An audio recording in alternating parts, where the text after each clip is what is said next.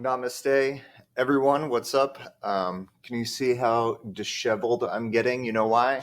It's because we've finally made it to our last unit. You guys are just about done with geography. Sad day, I know, but also an exciting day because it's my favorite unit. I love it. I love studying cities. I think they are fascinating for so many different reasons. But let's not opine on that too much. Let's just dive in. No fancy screencasts, pre-recorded stuff today. It's all just screencastify. Deal with it because ain't nobody got time for post-production these days. So, cities. Let's talk about why cities exist in the beginning. I had a professor in college who, if you're in class, you've heard me ramble about him plenty of times. Uh, he talked about how silly cities are because you ultimately put all your survival needs at the hands of someone else. Just take a look at what happened to all the metropolitan areas in Texas when all their services got shut down. They went without water, the grocery stores were empty, there was no electricity, no heat. It was bad news, right? So when you think about what actually goes into a city, they don't make a whole lot of sense. Like space usage, you're cramped. It's incredibly expensive. All the energy, the water, the food, all has to get brought into the city. Um, so you're totally at the will of or the ability of your service providers. It's crowded. Transportation is difficult. Just think about trying to like drive and park and all those things. So cities don't make any sense except they make a ton of sense for a lot of other reasons. So you take those factors or you just assume those factors are given and they make perfect sense. So how did we get here? Okay, let's take a look at this graph, and I want to make this short, so I'm not going to ramble too much.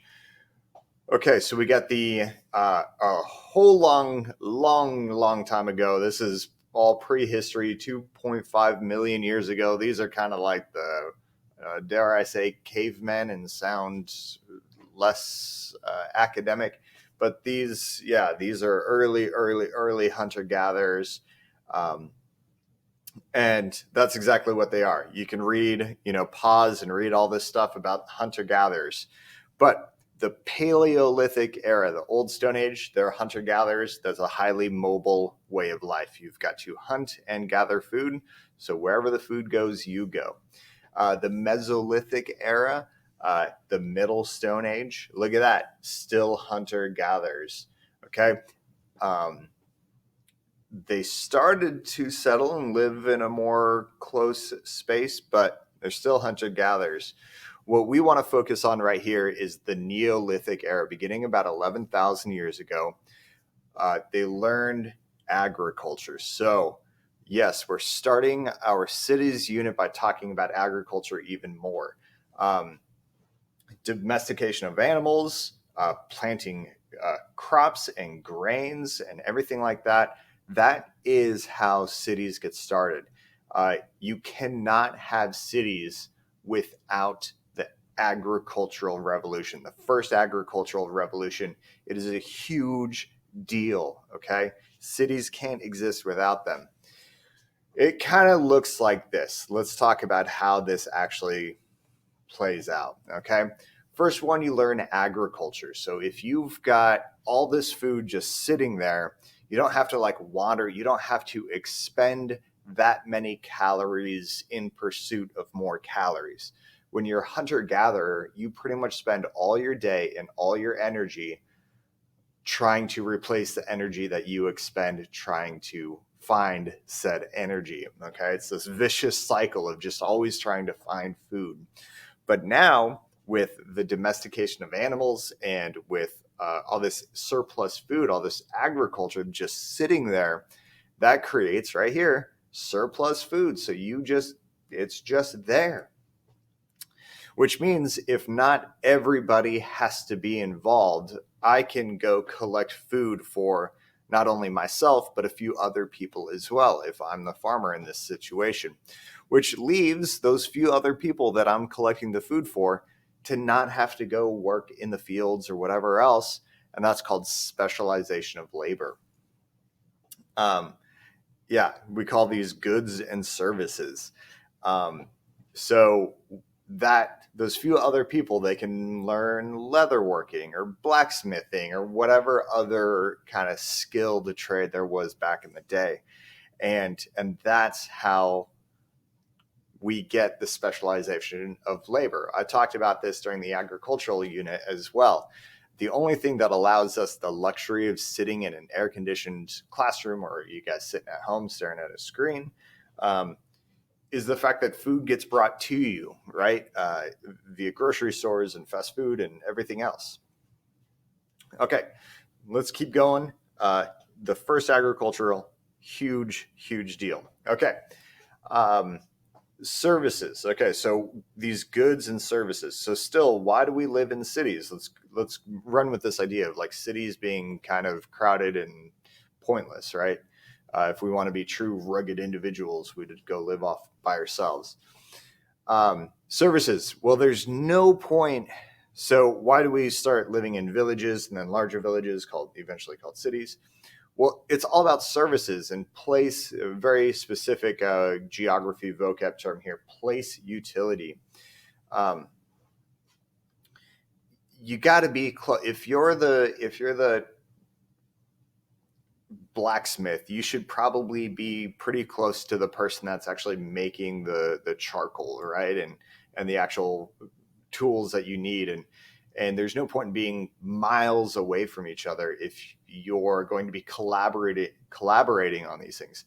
If I'm making farm tools, if we're still going with this early human example, if I'm the dude making farm tools, I should be near the farmer so I can sell it to the farmer. It's called place utility. And those settlement patterns kind of dictate that collaborative work effort. If we were to make a modern example, why do you go to 7-Eleven? It's way more expensive to buy stuff at 7-Eleven, right? Way more expensive. But you know why we go? Because it's close or it's convenient, right? That's their whole business motto. You got to be near people you're trying to sell products to. At least you used to. So why do so many people live in cities today? Well, okay, so if we get away from early humans and go to more modern examples, it really has to do with the Industrial Revolution. Less people needed for agriculture, even still. That's the second agricultural revolution, about 1800 or shortly thereafter. Less workers needed for farming. They were needed in these newly invented things called factories, and voila, people moved out of the farmlands and into the cities. So right about through the 1800s, but definitely by 1900, rapid urbanization. This video, go watch this. I'm going to link this in the description or further in the Schoology post. So go watch this. They kind of reiterate what we're talking about, but they also dive into the future of cities, which we'll get to soon. Okay. In this unit, here's what we're going to study in this unit. Okay. Space usage. So how do we use the space within let me say it like this. How are cities laid out? Like, where do certain activities take place? Where are the low-income housing? Where is the low-income housing? Where's the high-income housing in relation to those? Where's the industrial part? Where's all the other things that go into a city? So we're actually going to be looking at a few different models of like how cities are actually structured.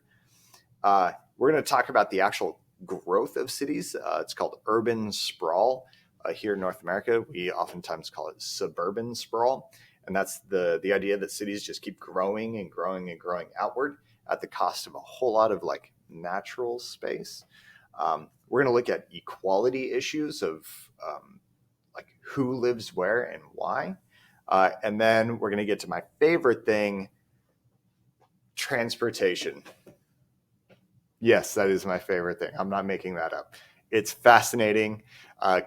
It's gotten really interesting. All my theories are kind of out the door right now because of, like COVID and global pandemics, but that's what we're going to get to. So, that's what we're looking at, okay? Um, are we going to have cities that look like this? We're going to have more cities that look like this. This is classic suburban sprawl. We'll get to that in a minute. We're going to get to cities that look like this. These are the favelas in Brazil, Rio.